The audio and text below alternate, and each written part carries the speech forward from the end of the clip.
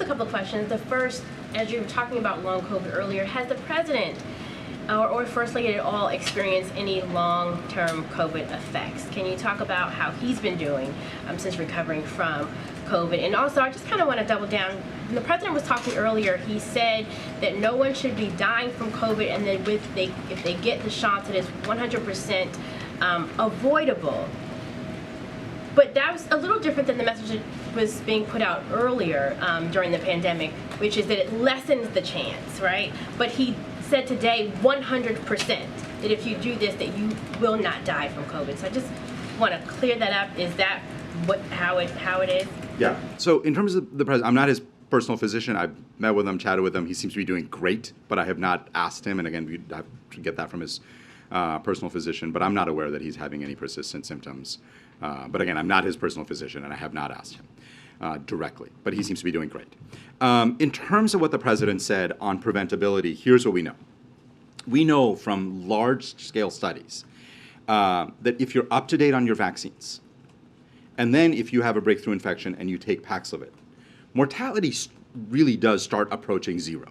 Like we have seen in very large cohorts of patients who've gotten COVID, that everybody who's up to date, and then if they have a breakthrough infection gets Paxlovid, like mortality numbers are just exceedingly low to a point where they probably are very, very close to zero. So I think the president, I remember his exact words were that nearly all deaths are preventable, and I think that's exactly right. Which is first of all really stunning, thinking about how much progress that is in a pandemic where you had a virus that was killing thousands of people a day when the president came into office. We're now at a point where if people use the tools that we have made widely available and free, we can get that close to zero. What about, just really quickly to double back on Paxlovid, because there were reports earlier in the year that it's not as effective in those who are healthier patients. And you just mentioned that you're seeing something different when they take it. Yeah, so here's what we know about Paxlovid. The biggest benefits are in the highest risk people. By the way, that's true for every medicine, right? Medicines have the largest benefit in people who are at highest risk. Lower risk people have smaller benefits from Paxlovid. I think, and I've said this publicly on multiple occasions, I think the data is overwhelmingly clear that basically everybody over 50 benefits from treatments.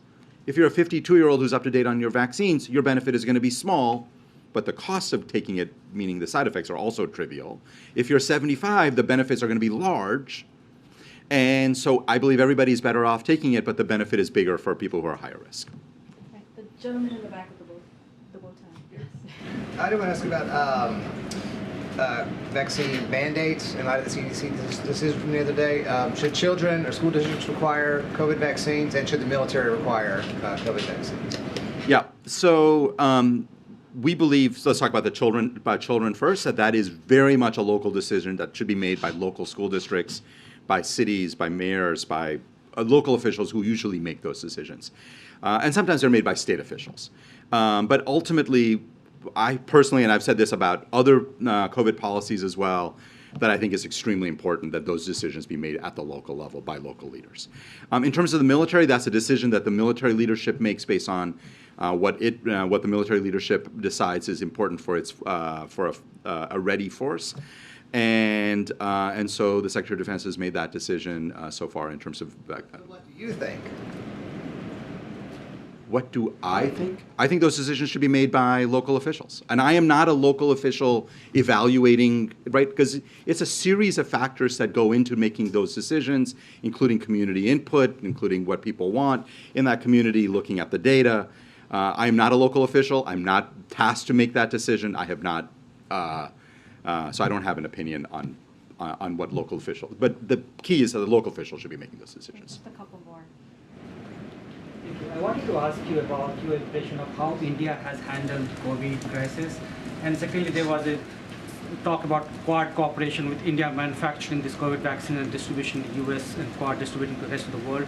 I think the progress in that respect has been quite slow where we are on that part. Yeah, so what we know is that India has been, because of its incredible manufacturing capacity, has been a major exporter of vaccines. My understanding is, and again, I have not looked at this very closely, my understanding of why it has slowed a bit is because global demand for vaccines has has slowed because, again, we've produced a lot of vaccines. But I think that Quad partnership is really important, certainly important to this administration. And I think, India is an important manufacturer of vaccines for the world. I mean, not just for India itself is a really important thing.